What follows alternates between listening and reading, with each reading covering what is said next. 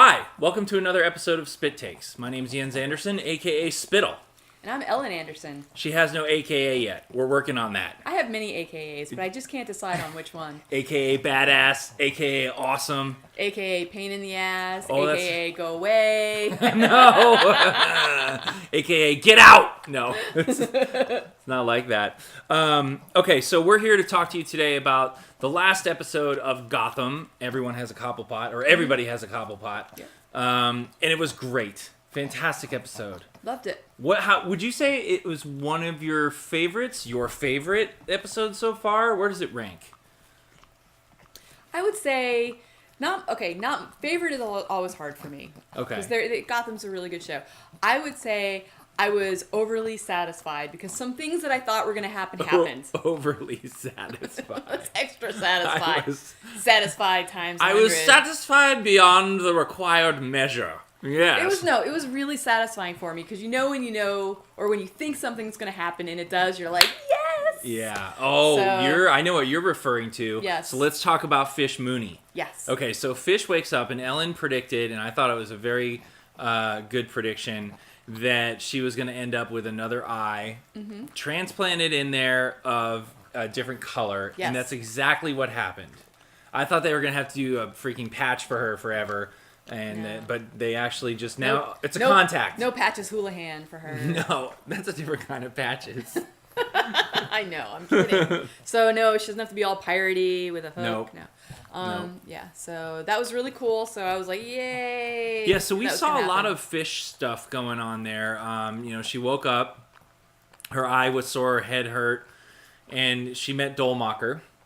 Mm-hmm. And Dolmacher basically told her, "Yep, that'll happen when you get a transplant, basically, and after a surgery or something like that." And so she realizes she has an eye, and that breath she makes, that like, oh my God, I blinded myself and I'm not blind anymore. Right. It was this moment of like a miracle, like in her mind, which really kind of goes to show you why a creepy, clearly psychotic, sociopathic doctor like Dolmacher can attract patients, because he gives them back something that they lost. I mean, he can literally replace your eyeball in your sight. Like, yeah, I've taken and I'm gonna give back, maybe. Yeah.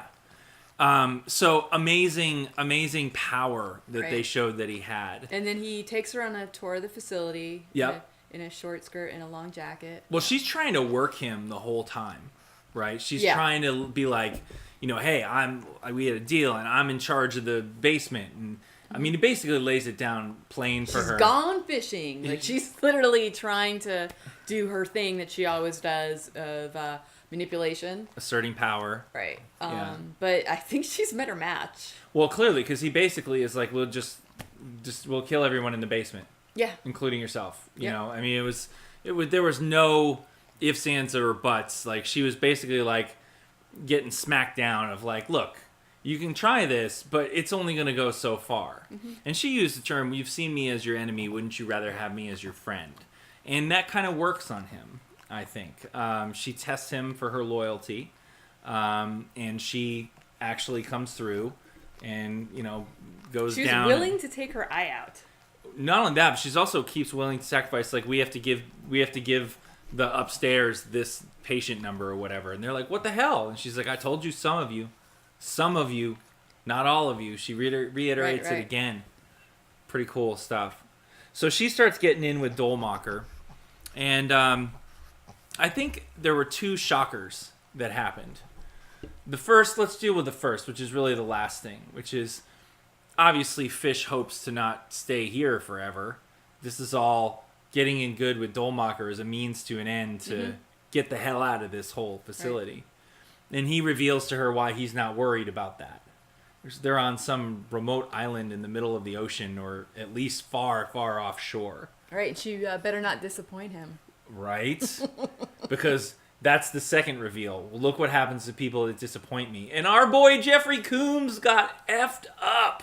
Yeah, pretty gross. He's like on a female... Man head on a lady body. Yeah, so it's on a female body, and even that body looks like it's made out of body parts. It's like all sewn together, and he's just like, ah! When he looks to see everything. His female scream. hand. So was pretty horrible. I'm hoping that that's not the end of him, because I really want to see more of him on the show, even in that condition.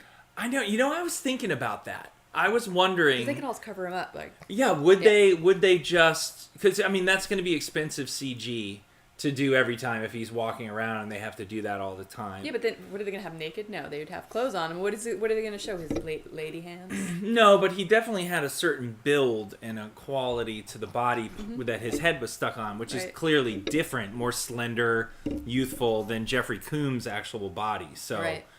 I don't know how they would pull that off. It's a little different than just putting someone in drag. But I'll miss him if he's not on the show. I know, right? So I'm kind of hoping that they do something with him. We're pulling for you, Mr. Coombs. We hope right. that they find a way to keep you in as a recurring character for as long as Dollmaker is around. Maybe he'll just be like a doll head, and they'll just keep moving his head onto different bodies.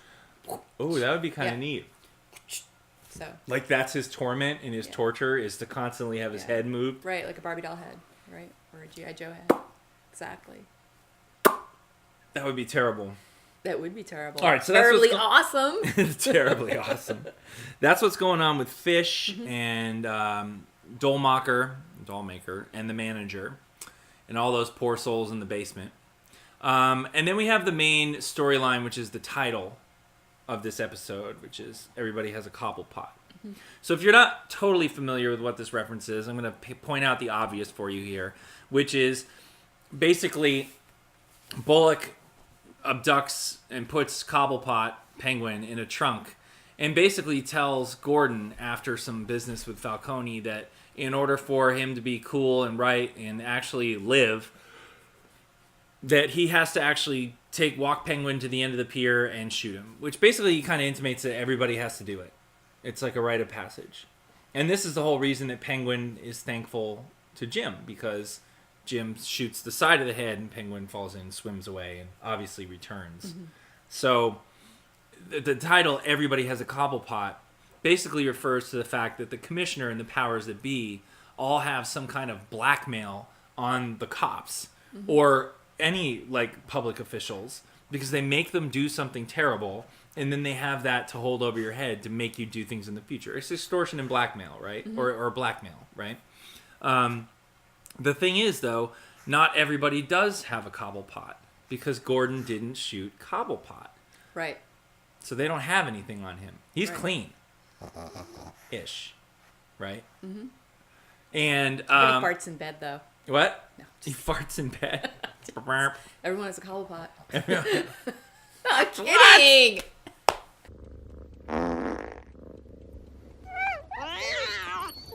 Oh, you're such a pig. Man, I am so sorry. You know, I had beans and broccoli for dinner, and I washed them down with some crab cakes.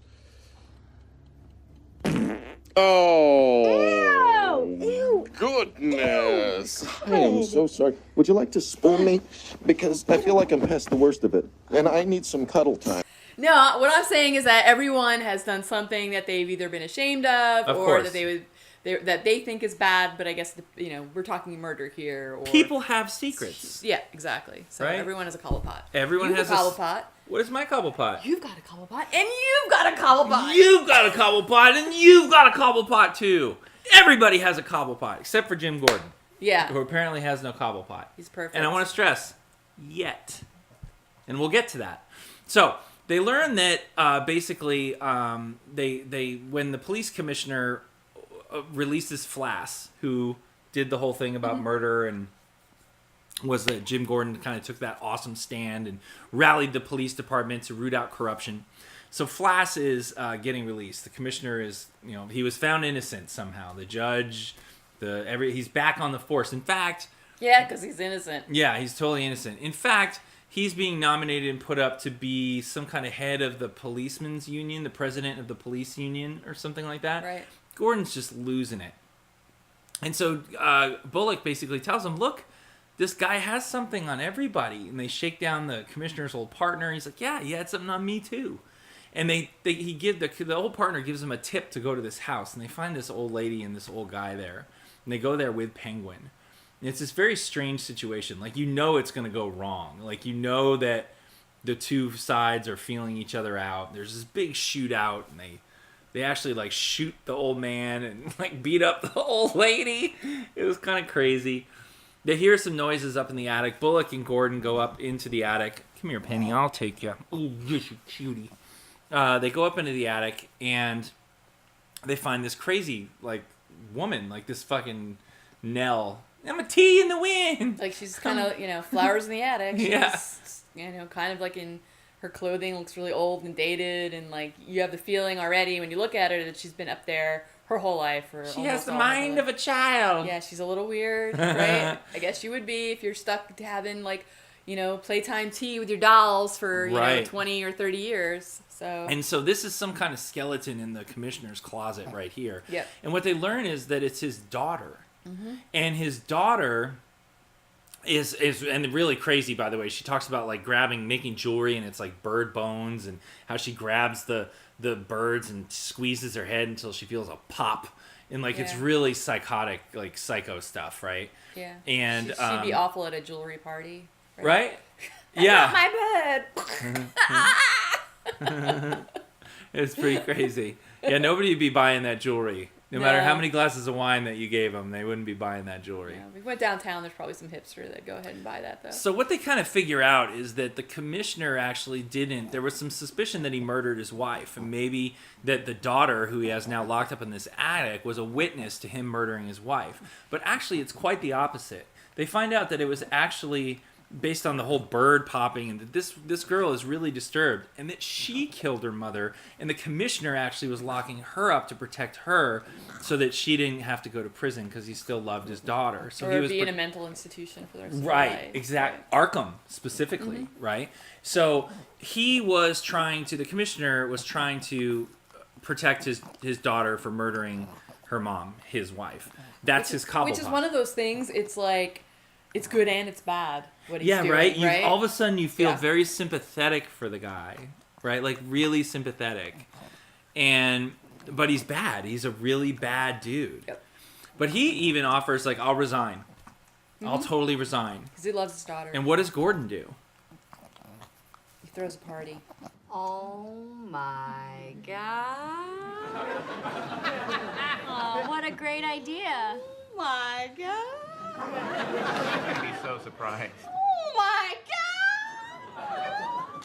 Sue, what's wrong? Sue likes surprise parties. I really love surprise parties. I'm so freaking excited.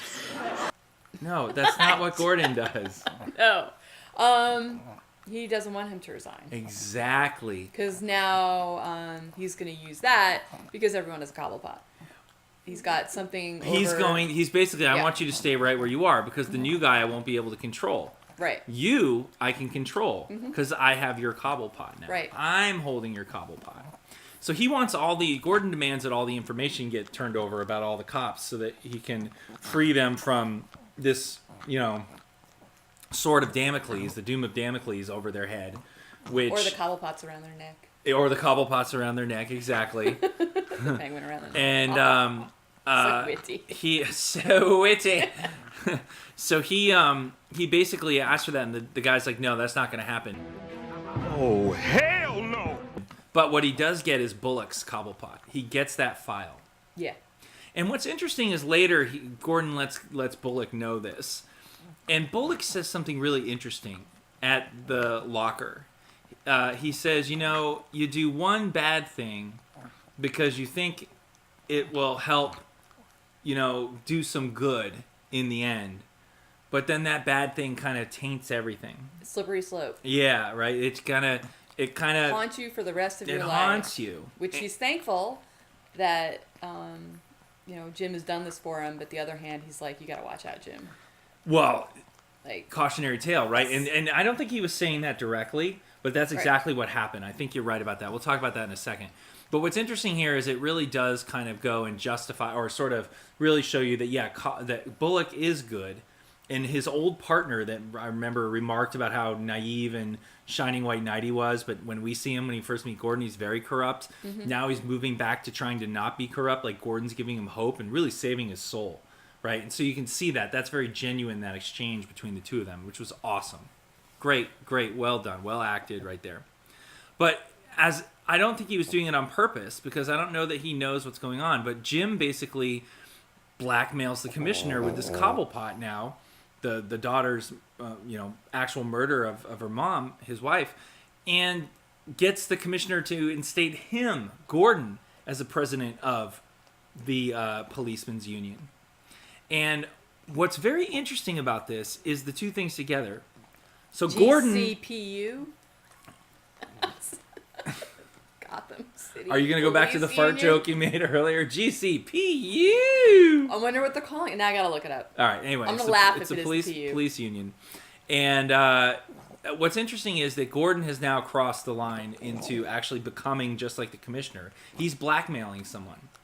He's playing the game. Like, he did it with Penguin to get that interrogation, but he never thought it would go as far as it did. And now, in order to get what he wanted and get some power, and he had to play ball and resort to their tactics. And what's interesting is, I don't know if Bullock knows that or not, but in him saying what he said, you do this one bad thing, right, so that you can continue and hope that you can do good things. And that's exactly what's just happened here. We know that Jim Gordon is going to become commissioner of the Gotham City Police Department. We know that he's going to, down the road, destined to become one of the Batman's greatest confidants and partners to clean up the city and root out corruption. We know he's a noble man. Look what he just did. Yep. Means to an end. Right, but then Bullock saying what he I did, know. that means to an end will lead to you losing parts of your soul. Mm-hmm. So it'll be interesting to see what journey we go on here. Gordon's not going to meet Batman for years. Probably like decades. Right. Right? And if that's the case, this guy has a dark path to walk. How deep is he going to go? I guess we'll find out. We'll find out for over the next few years Right. as the series continues. But my question is, how deep will he go before he comes back up to be that person we know that works with the Batman? Like, was he always like that? Is this the worst he gets and he goes on this plane and just sort of stays like here? Or does he go further into the corruption, become like Bullock, and have to dig himself out again? Well, I think the writers are going to have a lot of fun. It's so cool when you start pondering. This was a fantastic episode. Mm-hmm. This was like a pivotal episode. Do you remember what was the end of the episode? Back Back to Cobblepot. ends with yeah. Cobblepot. So I remember it ending with, oh my God, this was a brutal scene. So it turns out when they go to the house, he actually isn't overpowered by the old couple. The old couple actually, he lets them escape. And he meets them at the end in his club, right? In Oswald's. And he says, hey, I can get one of you out of town, but not both. So you're going to have to decide who's going to go. And the old lady, like, freaking murders the dude. Women are vicious. I know. What's wrong with you people? I don't know. You and your evil vaginas. Look what they do to you. And hers is like all old and dry. Oh! Sorry. You started it with bringing up the V word. I did, but Well, anyway, you ended it. She goes all crazy, throw mama from the train on the old guy, and she pretty much, doesn't she just... She kills him. She kills him. And then, This was the best line. Can I say it? Go. So, and then she's like, all right, I'm out here. He's like, oh, I have no intention of letting you go. Clicks the shotgun. I only had one shell left. Boom! And shoots her. Unbelievably Which is the most cool. cold-blooded I've seen him for the entire series. Well, he's always... Listen, this is him usually with a gun. Where he's shooting shit. But he's having other people, like, he had Right. somebody, like, stab... He had people hold the dude, and he stabbed, like, the Butch's friend but most over of the time, and over again. he's really kind of afraid. Yeah, he can be, that's for sure. But he's definitely, when he's in control and he has his big flunkies around, he's gotten pretty vicious in the past. So I would say, I don't know if that's the most cold-blooded I've seen him, but it was a cold splash of water on my face to remind myself of how bad this guy was. Because lately, he's been on the run getting kicked around. And now there's another turning point here where you're seeing a guy who could potentially be the Penguin, right? Because sometimes he's almost anti-hero. Remember when he had that that group knock off, was it Maroney's restaurant so that he could become like the manager of the restaurant? He poisoned those guys. I mean, that's pretty cold-blooded too. Yeah, so it's definitely that's not also an indirect thing. This is him like... It's not indirect. I don't think so. No, he literally sat there, ate, like, let them eat, and then they just died in front of him. My point is, he's done awful, vicious things. Indirect is in, like, it's different from stabbing, shooting, than pouring poison in and watching somebody. All right, I will be hiring a taster for my meals from here on out. We'll go on a killing spree later. Okay. And we'll see how it feels. That is horrible. We are not doing that. We're not doing that. Do not do this at home. These are professional hosts on a closed course. No.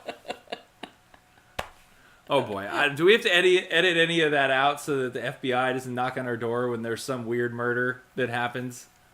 Yeah, I don't know. Well done. Anyway, all right, that was FBI most wanted. Yeah, natural born killers. Here we go. All right, you guys will be our first victims. Armed we can't with have Boston Terriers. Yeah. Oh, they're part of it. Yes. All right. They're part of our gang. All right. Well, that was the episode. Everybody has a Cobblepot. I loved it. One of my favorite ones so far.